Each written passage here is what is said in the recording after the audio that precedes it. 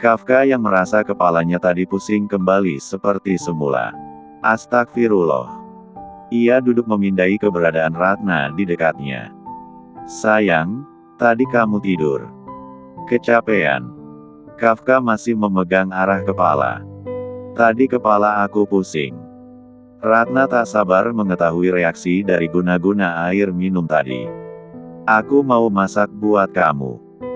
Bukannya kamu mau ke pesta ulang tahun temanmu? Nggak jadi kayaknya. Ini sudah malam. Yang benar kamu.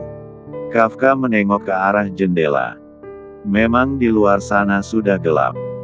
Astagfirullah, aku belum salat maghrib. Mata sipit Ratna membesar. Jantungnya jadi kacau balau. Jelas Ratna mempertanyakan kinerja dari guna-guna itu. Apakah mampan? Tapi kenapa Kafka masih ingat salat? Rat, kok bengong? Ayo kita salat. Aku akan jadi imammu. Kafka buru-buru ke kamar mandi untuk mengambil wudhu. Di perjalanannya Kafka bertemu dengan wanita parubaya. Wanita itu adalah pembantu rumah tangga. Ratna pula terpaksa mencegat arti itu. Bo, pinjam mukena ya, tapi jangan bilang sama Kafka. Buruan. Wanita berambut pendek itu menggigit bibir bawah. Sialan, guna-guna itu sudah gak mampan lagi. Apa aku harus menggunakan cara licik itu? Cara licik bagaimana Rat? Ah, Kaf. Nggak, ini ada klien di butik yang licik. Aku kan harus hati-hati ya. Ya sudah, buruan wudhu kita salat berjamaah saja. Supaya kita selalu dilindungi sama Allah. Kafka memang sudah lebih sadar untuk melakukan ibadah. Setelah tempo hari Kafka mendapati dirinya muntah darah dan terkena guna-guna, ia mempertebal iman. Kafka menjalankan amalan yang diberikan sang ibu.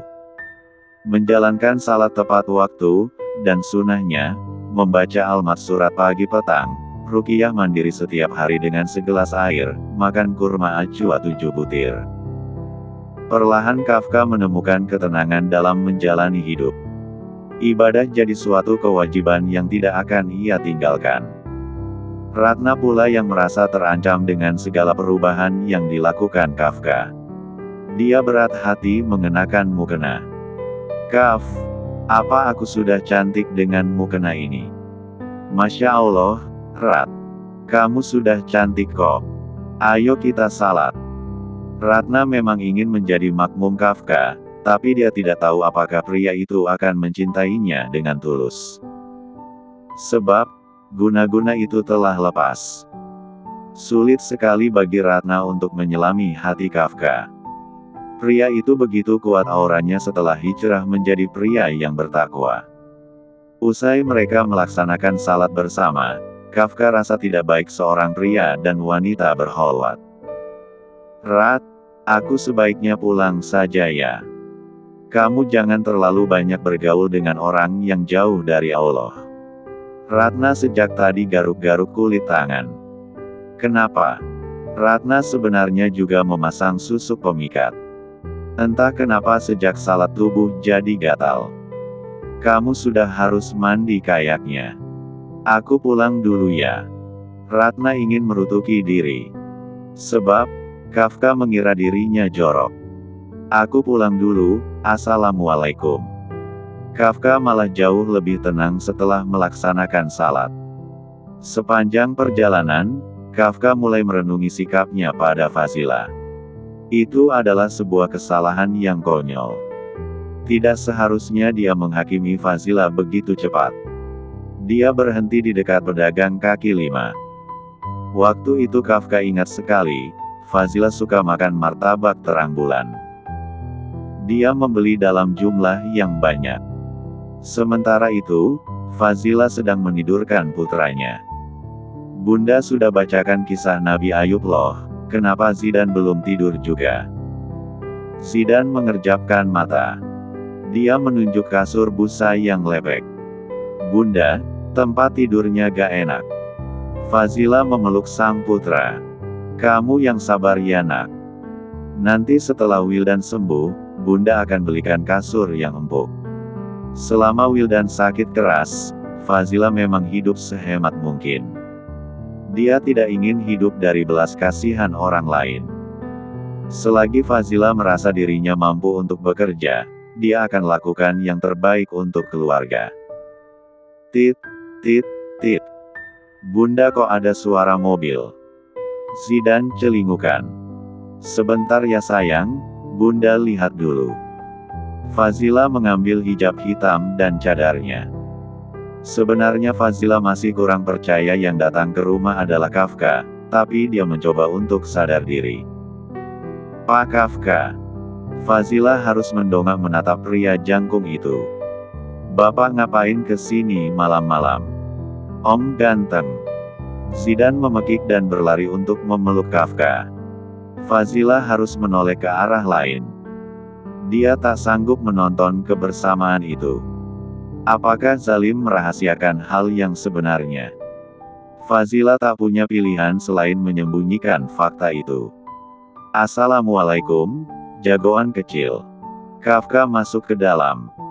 Menyimpan makanan yang dibelinya ke atas meja. Kafka sudah rindu untuk menggendong anak lelaki Fazila. Lama-kelamaan Kafka menyoroti Zidan yang memang mirip dengan dirinya di masa kecil. Om, kata Wildan, Om suka bacain kisah Nabi buat Wildan. Om mau ya bacain buat Zidan. Zidan, nggak boleh seperti itu sayang. Fazila hendak mengambil anaknya dari gendongan Kafka. Nggak mau. Zidan mau sama Om ganteng. Om ganteng wangi banget. Anak kecil itu memeluk Kafka erat. Entah kenapa ada serbuan kupu-kupu yang masuk ke dalam hati Kafka, di saat Zidan mengatakan hal itu. Kafka melempar pandangan pada Fazila yang seketika membuang muka. Faz, maafin aku soal perkataanku tadi sore, ungkap Kafka masih dengan posisi menggendong Zidan. Silahkan duduk, Pak. Fazila membentangkan karpet permaidani bercorak bunga warna merah.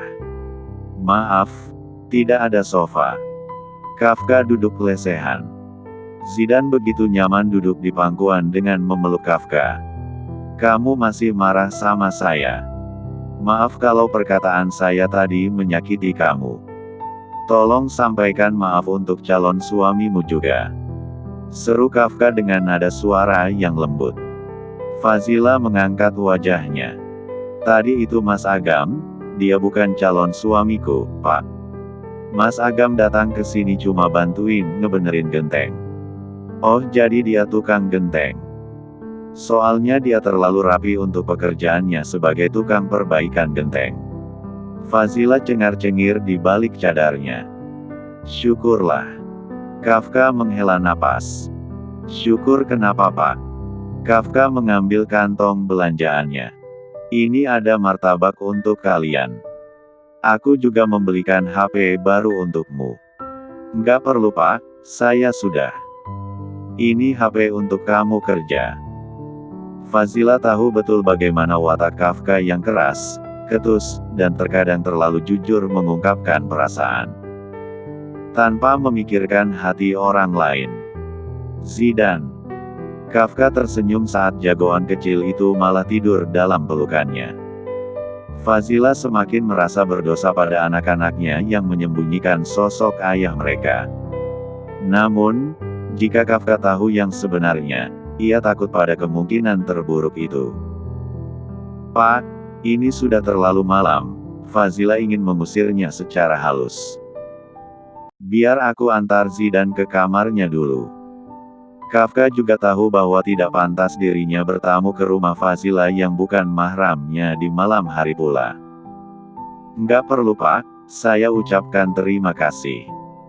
Jangan sungkan. Saya sudah menganggap Zidan seperti anak sendiri. Dek. Fazila mematung.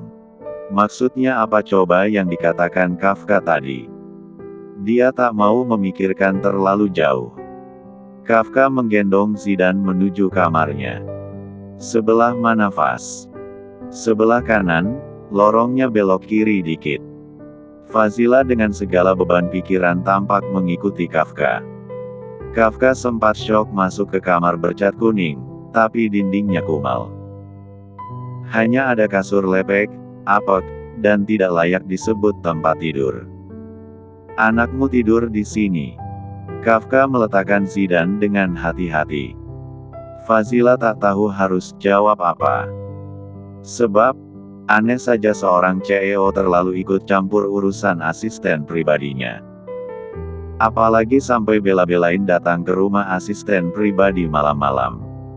Bukankah itu suatu hal yang langka? Fazila juga tak mau menerka modusnya. Kasihan sekali Zidan. Bagaimana dengan Wildan? Masih harus melakukan serangkaian pengobatan terapi. Fazila lekas keluar dari kamar. Tubuh jangkung Kafka harus menunduk melewati ambang pintu. Faz, ambil uang ini. Untuk apa, Pak? Jangan. Saya masih sanggup kok. Gaji dari kantor sudah lebih dari cukup. Ini untuk beli kasur yang nyaman untuk Zidan. Kalau Wildan sudah bisa pulang, kasihan dia harus tidur di kasur yang lepek. Kafka rasanya ingin menangis menyaksikan keterbatasan di rumah itu. Kasur pembantu di mansionnya saja 10 kali lipat lebih baik. Maaf, Pak. Untuk kali ini saya menolak. Saya mohon. Kafka tetap memberikan segepok uang. Saya sayang. Fazila mengangkat kedua alisnya. Jantungnya serasa digebukin orang satu RT. Maksud saya sayang dengan Zidan. Kafka mengatur nafasnya supaya lebih santai. Saya tidak tahu kenapa merasa sangat menyayangi anak-anakmu seperti anak sendiri. Fazila tertunduk. Sebaiknya Bapak pulang istirahat. Maaf, bukannya saya mengusir. Saya tahu. Sekali lagi saya minta maaf atas perkataan yang tadi. Kamu wanita yang mulia dan ibu yang sangat bertanggung jawab. Kafka meninggalkan tempat itu. Fazila sudah menahan begitu keras agar air mata tidak lolos begitu saja. Di tengah kacau balau perasaan, ia cukup sulit menahan diri.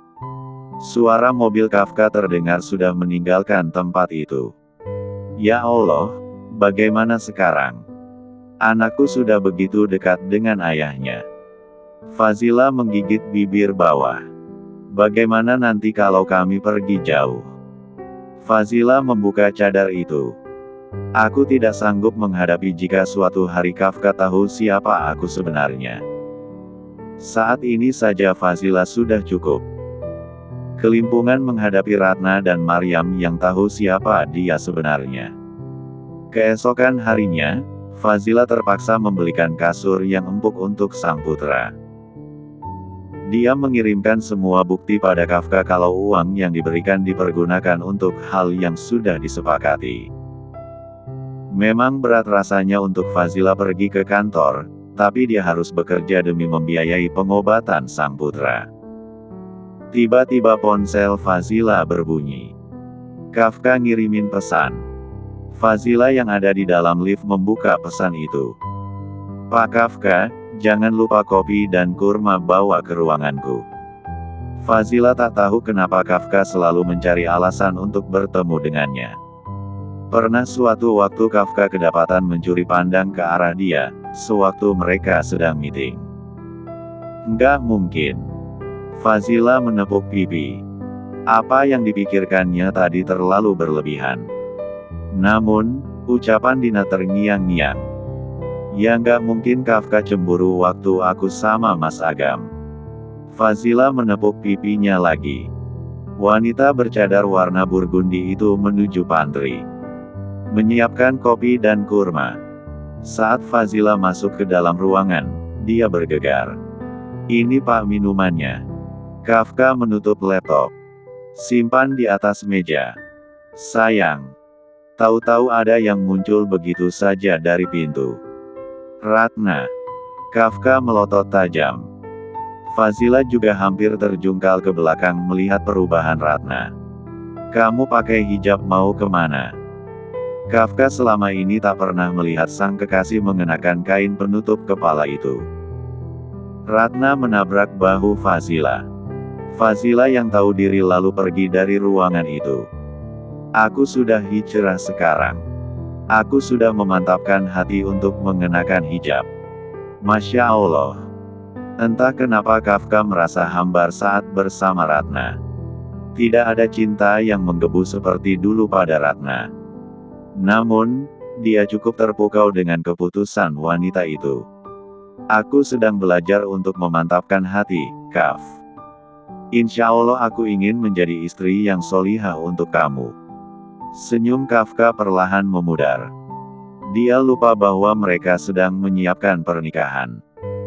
Hanya saja Kafka merasa aneh dengan perasaan sendiri.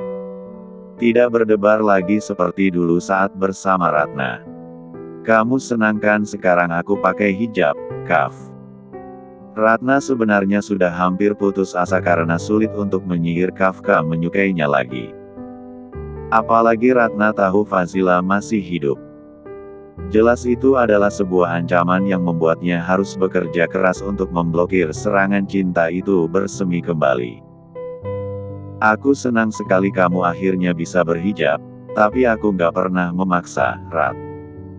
Ini dari hatimu bukan? Iya sayang, aku memutuskan sendiri. Aku melakukan ini demi masa depan rumah tangga kita. Sekali lagi Kafka belum bisa memutuskan dengan pasti apakah akan menikahi Ratna atau tidak. Oh, iya aku bawa rantang makanan untuk kamu makan siang nanti. Dimakan ya. Aku tahu kamu pasti sedang sibuk sekarang. Aku pulang dulu. Ratna menggantikan kalimat Assalamualaikum dengan lambaian tangan dan kiss bye. Ketika keluar dari ruangan Kafka, Ratna mendatangi Fazila. Jangan pernah bermimpi buat deketin pacarku. Ratna menempelkan tangan ke meja kayu coklat. Fazila menoleh ke arah Ratna. Ada yang bisa saya bantu? Segera pergi dari hidup Kafka. Kalau kamu tidak pergi, lihat saja kesialan apa yang kamu dapatkan. Aku jamin hidupmu tidak akan bahagia. Jangan nodai hijab yang kamu kenakan. Hijab itu adalah identitas seorang muslim, maka bertanggung jawab menjaga kehormatan identitas itu. Ngomong apa sih? Gak usah sok suci. Aku tidak mau akibat oknum berhati busuk seperti kamu, semua orang berhijab dicap tidak baik. Terus kamu merasa diri sudah lebih baik, Astagfirullah, Rat, aku tahu niatmu tidak tulus mengenakan hijab, tapi aku berdoa semoga Allah mengetuk hatimu untuk berubah menjadi lebih baik. Fazila hendak pergi dari sana. Ratna menarik hijab Fazila. Astagfirullah, Rat kamu kenapa? Aku peringatkan kamu sekali lagi, Kafka itu milik aku. Kamu sudah merebut kehidupan masa kecilku, cuma Kafka kebahagiaanku sekarang. Fazila menonjok perut wanita itu hingga ia terjatuh. Jangan ganggu hidupku. Kamu pikir aku takut? Ingat Rat, semua kejahatanmu ada buktinya di aku. Jadi jangan main-main. Fazila segera mencari air putih untuk meruqyah diri agar lebih tenang. Hari pertemuan antara Agam dan Haura. Orang tua mereka sudah menyiapkan pertemuan keduanya di kafe keluarga Agam. Agam mendapatkan pesan dari Haura. Haura, Assalamualaikum, Mas Agam ini Haura. Saya sudah ada di kafe menunggu Mas Agam. Agam hanya membaca pesan itu. Dia masuk ke dalam mobil. Berat rasa hatinya untuk pergi bertemu dengan Haura di sore yang gerimis. Namun, dia tidak bisa menolak amanah dari sang ibu. Haura pula sudah datang dari 1 jam yang lalu. 2 cup kopi latte ia habiskan. Ini udah mau jam 4, kok Mas Agam belum muncul ya? Haura menengok ke arah pintu masuk yang transparan. Hanya ada beberapa orang di kafe itu. Namun, Haura hampir putus asa menunggu Agam yang sudah sampai jam 5 tidak muncul juga. Berkali-kali Haura menelepon Agam, tapi tidak diangkat juga. Dia rasanya ingin menangis. Namun, masih harus menunggu. Sementara itu Agam membanting setir untuk berbelok menuju arah TPA. Dia memutuskan untuk menghampiri Fazila saja. Bismillah, maafkan aku Ma. Agam menunggu Fazila keluar dari bangunan itu dari dalam mobil. Saat Fazila muncul dengan cadar hitamnya dari gedung, Agam lekas mengambil payung bening. Mbak Faz. Agam melambai dari arah mobil. Di tengah sayup hujan Agam berjalan penuh dengan kepastian untuk menjemput Fazila. Mas Agam. Fazila jelas syok karena Agam begitu bela-belain menjemput dia. Ayo Mbak pulang dengan saya. Nggak usah Mas. Fazila sangat menghindari halwat berduaan. Kayaknya nggak pantas saja. Apa kata ustazah yang ada di sini? Itulah yang Agam sukai dari Fazila. Sikap keibuannya, menjaga diri dengan sangat baik, dan begitu lembut. Kalau begitu kita bisa bicara sebentar saja di ujung lorong gedung ini, Mbak. Agam begitu menggigil memegangi payung bening itu. Tak tega melihat orang lain berharap, Fazila mengangguk. Dia mengikuti Agam untuk berbicara di sana. Berkali-kali telepon Agam berbunyi. Dia melihat Haura menelepon. Lalu tiba-tiba sang ibu juga ikut menelepon. Kenapa teleponnya nggak diangkat Mas? Fazila menangkap sesuatu yang tak biasa dari mimik wajah Agam. Maaf, sebentar. Agam menyimpan payung di samping. Entah apa yang diketiknya di ponsel. Lalu mematikan HP itu dengan penuh emosi. Agam kembali lagi ke hadapan Fazila. Apa yang mau Mas Agam katakan? Agam menarik napas sedalam mungkin. Mbak Faz. Saya ingin melamar Mbak Faz menjadi istri. Apa Mbak Faz menerima lamaran saya? Fazila ternganga di balik cadar hitam itu. Pasalnya, dia baru bertemu beberapa kali dengan Agam. Faz, aku siap menjadi sosok pendamping kamu. Lagi pula anak-anakmu butuh sosok ayah. Agam terdengar begitu lembut dan penuh ketulusan. Fazila melempar pandangan ke arah hujan yang kian kuat. Mas. Maaf, aku tidak bisa membiarkan kamu jadi milik orang lain. Bagiku kamu sangat berharga. Fazila tersanjung mendengar pujian Agam. Namun, dia mencoba memutuskan dengan objektif. Mas Agam, terima kasih atas pujian dan niat baik ini. Fazila tertunduk. Agam sempat tersenyum hangat. Tapi maaf Mas, aku nggak bisa nerima lamaran Mas Agam. Fokusku saat ini adalah kesembuhan anakku. Tidak ada niatan untukku menikah. Agam tahu dia berpotensi ditolak. Namun, setidaknya ia lega karena sudah mengutarakan niat baik itu. Baiklah, aku tahu lamaran ini sangatlah terburu-buru. Aku juga tidak akan memaksamu untuk menerimaku sekarang. Aku akan berusaha untuk. Mas, aku nggak mau memberikan harapan sekarang dan di masa depan. Aku juga tahu Faz, Allah itu maha pembolak-balik hati. Aku akan buktikan ke kamu kalau aku layak jadi suami kamu. Fazila sulit sekali menghadapi pria yang ada di hadapannya sekarang. Sebaiknya Mas jangan terlalu berharap. Mas itu pria yang baik dan mapan, Mas cari wanita yang sekufu. Tolong jangan buat keadaan ini jadi rumit. Fazila membalik badan.